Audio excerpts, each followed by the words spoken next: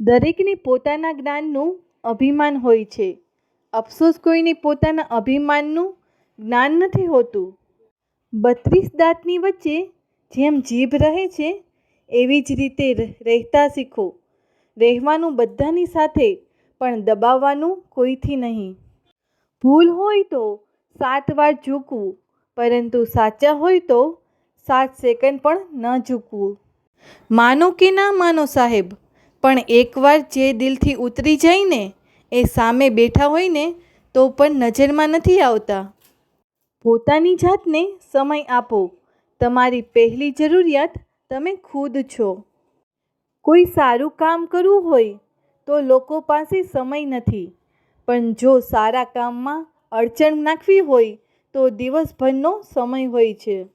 બીજાની અપેક્ષાઓ છોડી દો, પછી જુઓ દુનિયાની કોઈ તાકાત તમને દુઃખી નહીં કરી શકે.